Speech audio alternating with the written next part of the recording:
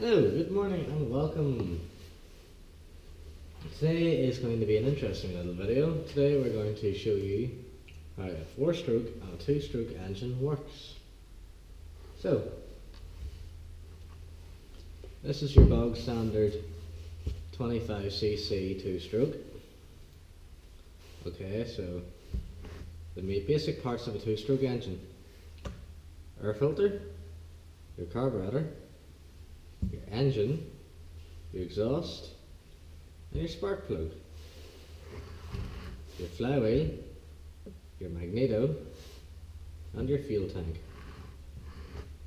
and your pole starter. Those are the basic principles, those are the basic things you need for a 2-stroke engine to work. Now, 4 strokes are a little different because a 4-stroke engine works on different principles. They work on the same principle, well yes, they do work on the same principle really, because they both have to do 4 cycles: induction, compression, power and exhaust. For 4 strokes it's induction, compression, power, exhaust.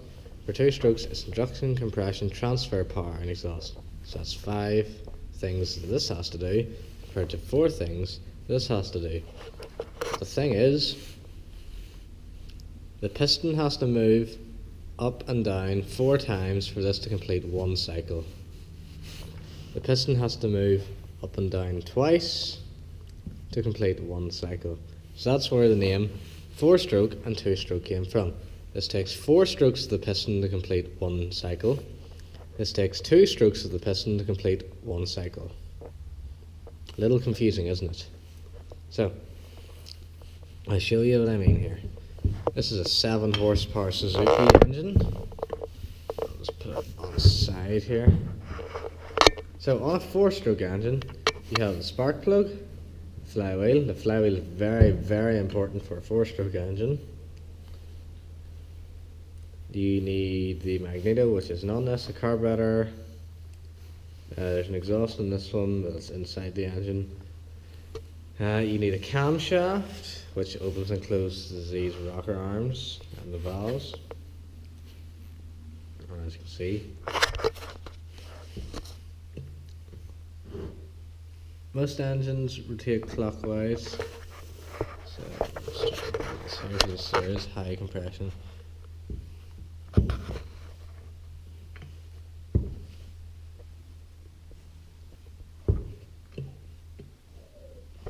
There's the first valve going down, induction. Compression, as the piston goes back at the top dead center, both of these valves are closed. Power, the piston goes down to make the flywheel move again. And exhaust, all the exhaust gases are released. And the flywheel is very, very important, especially for single cylinder engines. While this thing is firing on its induction and compression stroke, there is no spark being created in the flywheel, because these are heavy flywheels for single cylinder engines. They create momentum, so the piston keeps going up and down, up and down, up and down, while there's nothing happening. And whenever it hits the power stroke, it pushes it back down and fire keeps out. It's a big cycle that keeps going. And the easiest way to remember how a 4-stroke works: suck, squeeze, bang, blow. That's how the engine goes. Pretty much the same for these, except it goes suck, squeeze, transfer, bang, blow. 5, 4, 5, 4, 5, 4. Not that hard. 4 strokes are much heavier. They're not as light. This here is light. This is a 4-stroke 34cc overhead valve, and it's not that light because there's everything in it. This is a pressurized oil system, so there's a sump and there's an oil pump, There's no oil slinger like Briggs and Stratton engines have, or any lawnmower engines. This is all pressurized. So it's a very, very fancy engine, very expensive engine too. And in a 4-stroke engine, as I mentioned earlier, there's a sump for the oil, and then there's the petrol tank for your petrol or diesel, whatever engine you have. 2-strokes don't have a sump. It's mixed in here. You have the fuel and the oil all in one in here, in this fuel tank. Goes into the carburetor and gets injected in.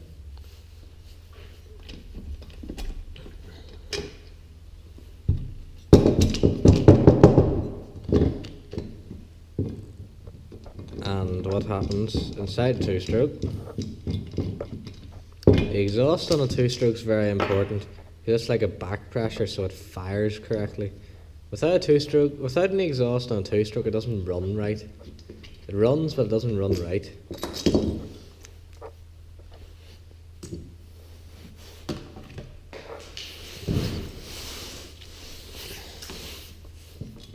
So here we have the cylinder of a 2-stroke, and as you can see inside there, you can see there, these here are called transfer ports, and that's where all the petrol and oil gets shot up into the cylinder. And then you can see your spark plug in there. This is your intake port. This is your exhaust port. Your intake port's always lower than the exhaust because the intake goes right into the crankcase, into the bottom of the crankcase in here. And it's like a mist, like spraying WD-40. It's actually a mist. It's not solid fuel or liquid fuel. And then it gets all mixed inside here. It's all pressurized in here. It's shot up into the cylinder. And then these here, this is the bottom end of the transfer ports. See these wee holes here either side? They're what pushes that up, because as the engine spins, it's creating a vacuum and a force, and that pushes up fuel on the piston, it compresses it all, and then it goes back down for the next cycle. Another thing with 2-strokes, 2-strokes are much easier to work on, they're cheap, they are quite reliable, and the parts for them are not expensive. The reason why I like 2-strokes is because, as I said there, they're easy to work on. There's not really any timing involved, because on a 4-stroke engine you have to time when the piston goes to the top of the top dead center, and the valves have to be closed, and as the valves hit the piston, and whereas in a 2-stroke you just put the piston in, you put the flywheel back on where the flywheel key goes there. That's where the keyway will go, and then you pull it and you start it up and off you go. So I'll let you hear what a 2-stroke and a 4-stroke sounds like. Just set it back together quickly.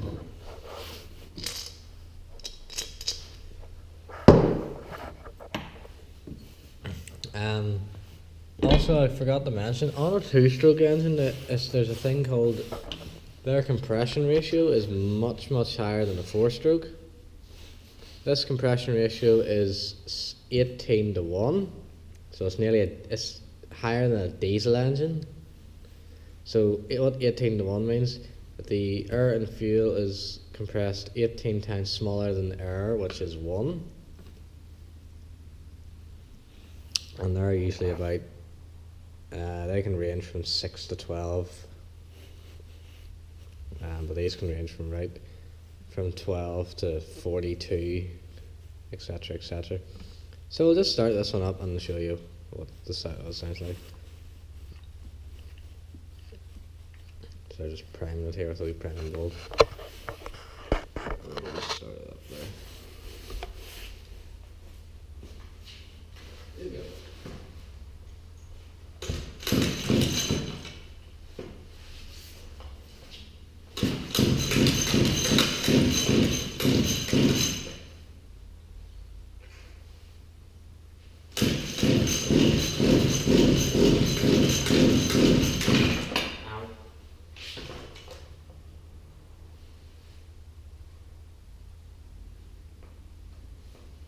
Two strokes are harder to pull over than a four stroke. There's more compression in them.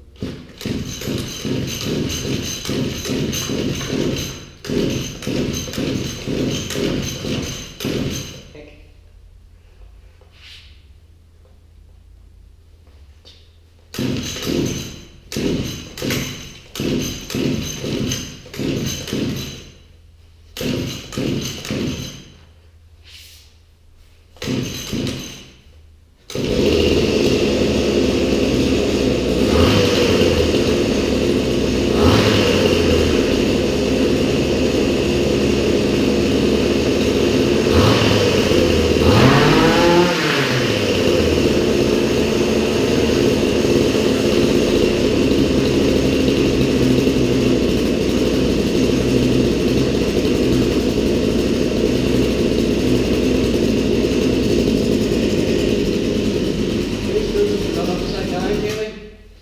Two strokes can run any direction.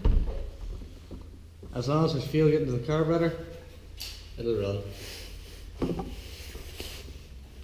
Now we'll start up four strokes. And up. Two. Wait to see how easy this thing gets to pull over. Oh dear.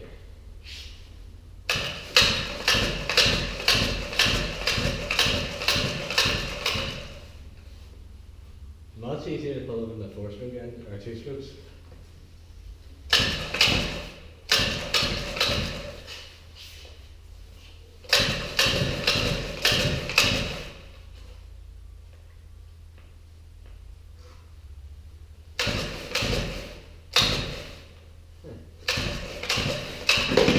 Oops. Oh, you missed that, there.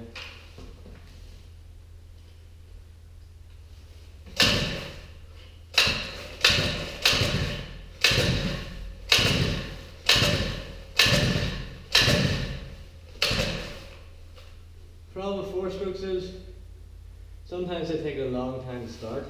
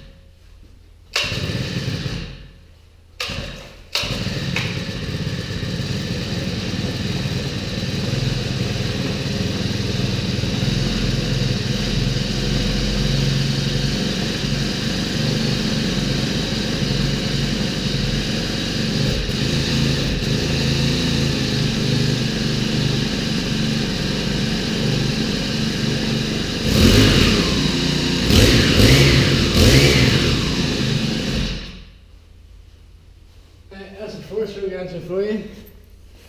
Whew. I tell you what, that's some workout you have to do. Well, that's four and two stroke engine for you. That's how it works. Please like, subscribe and comment if you enjoy this video. I'm out of breath, so ta-ra.